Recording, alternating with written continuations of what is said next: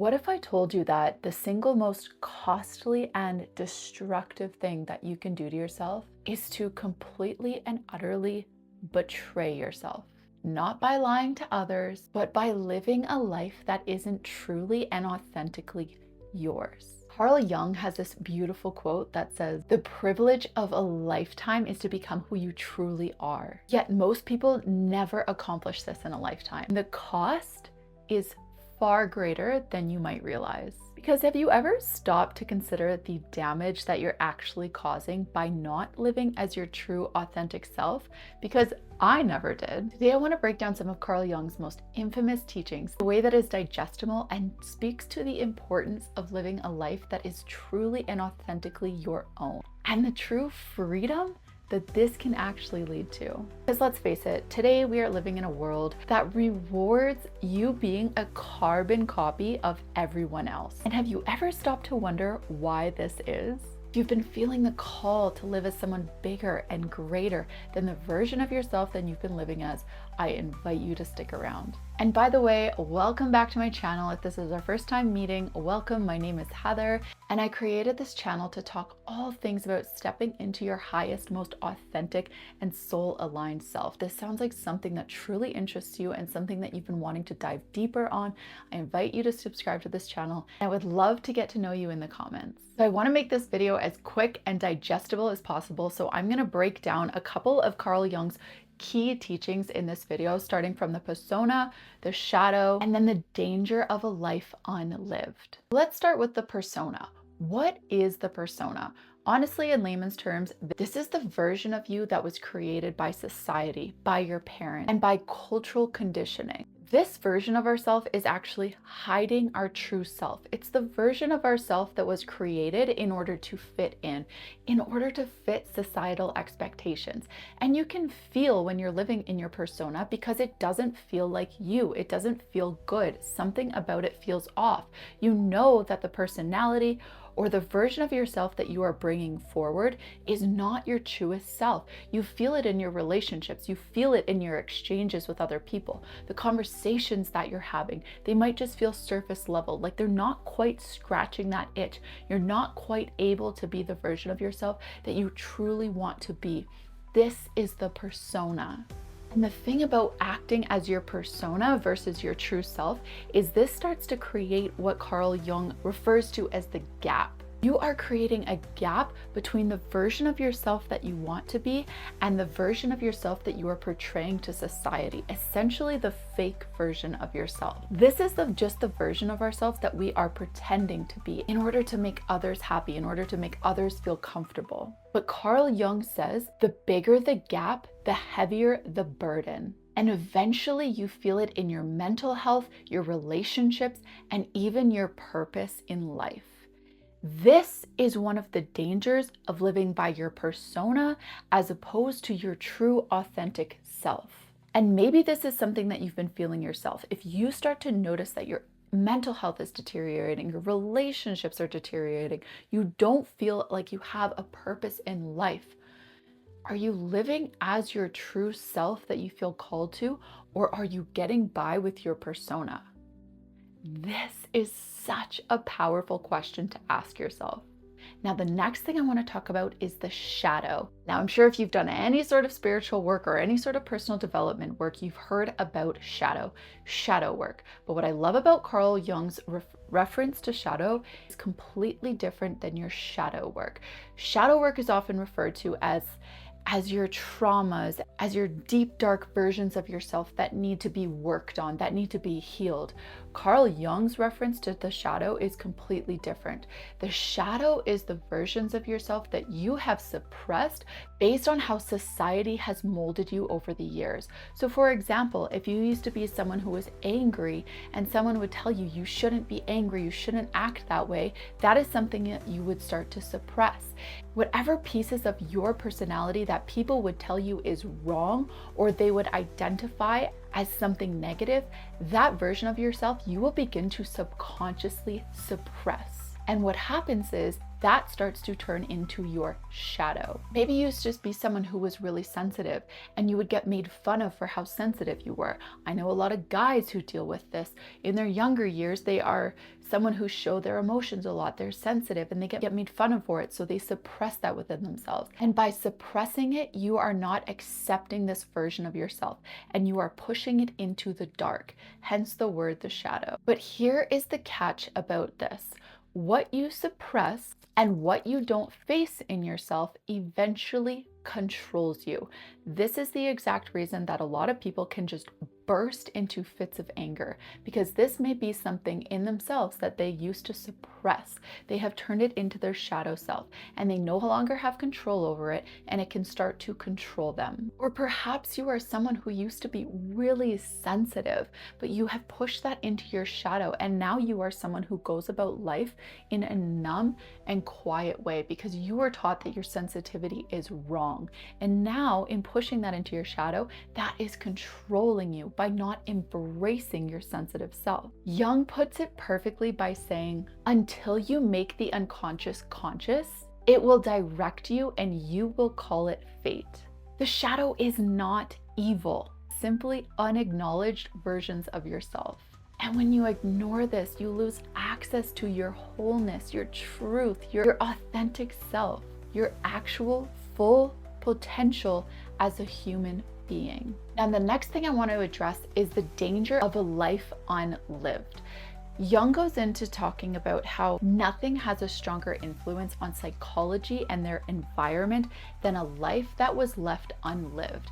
If you are someone that has children, you need to think about the depth of influence that you have on those children if you lived a life that fell so short of the version of your life that you were striving to achieve.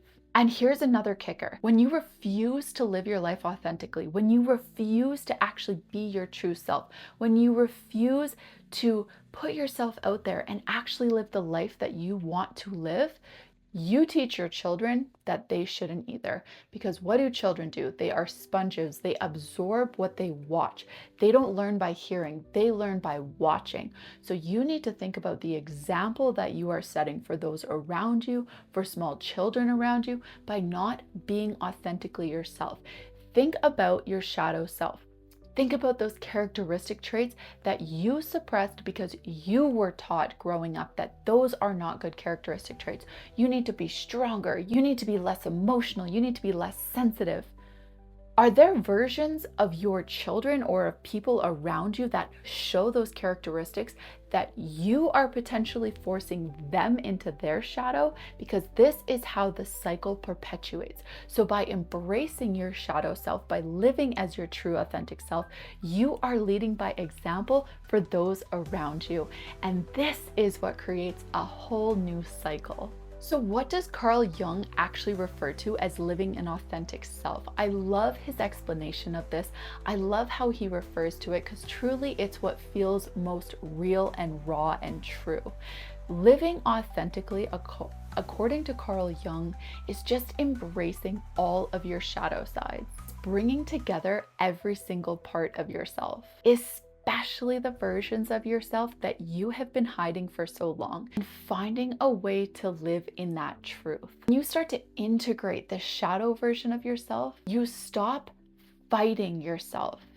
Think about all the versions of yourself that you have suppressed. Perhaps you've been someone who's been suppressing anger or a very bold, energetic personality because you don't want to make the people around you feel too uncomfortable. This is relatable to me. This is what I did for years. I always had such a loud, energetic, bold personality, but I was often told how uncomfortable I would make the people around me. Now, I was not told that by my family, thank goodness. But in being told that in my friend groups, in the environment I was in school, I slowly started to suppress this version of me, and this became my shadow. But now in doing the work and shining light on the shadow for myself, I have embraced this version of myself again. I have stepped into it. I have fully allowed this version to actually shine, and I use it in my favor now for what I do. And the best part about it is that it attracts people who are attracted to that side of me and that personality. And that is what creates those true, authentic relationships, is when you find people who love the version of you who you have long suppressed, when you allow them to see all the different sides of you. And the best thing is when you start to use these shadows in your favor. For example, if you were someone who suppressed anger or suppressed a bold personality in the past, now how can you use that to your favor? Perhaps the anger that you've suppressed can now become fuel for setting new boundaries in your life. Or maybe you were someone who was really sensitive and you suppressed that, but now you can actually use that sensitivity to fuel more empathy in your life, help you connect with people on a much deeper level. Sensitivity is beautiful. Essentially, it's all the parts of you that you thought were a weakness become your strength. They only become your strength when you shine light on them. And I'm not saying that living authentically means your life is suddenly going to be rainbows and butterflies, because it's not. In fact, it can feel like the opposite sometimes.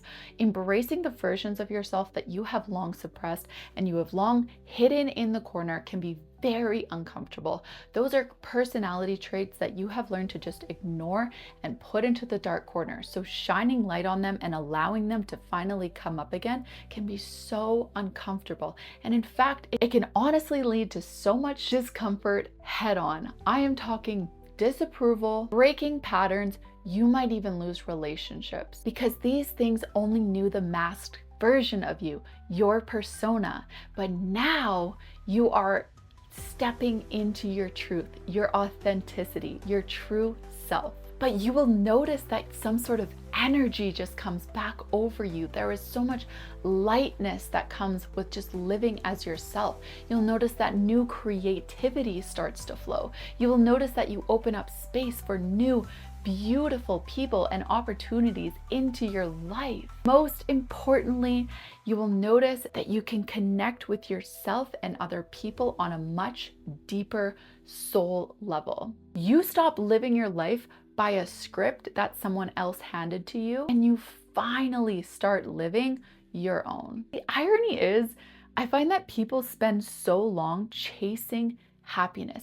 Chasing happiness. Why do we feel like happiness is something that we need to chase? The irony is that happiness is something that is within us, and it comes from living from our authenticity, and it comes from living in alignment. Because when your outer life starts to match your inner truth, you no longer have to perform anymore. You no longer have to seek approval. None of that matters anymore, and you're no longer comparing yourself to other people. This is true freedom. And I speak from genuine experience because I can say I lived the persona version of myself for almost 33 years. And when everything started to click for me and I started to study this work, I got into spirituality, I started to recognize who I really truly am and embrace it and live by it. I cannot describe to you the freedom that I felt, and this is why I feel so called to help others do the same. So on that note, I want to leave you with this question. Whose life are you really living?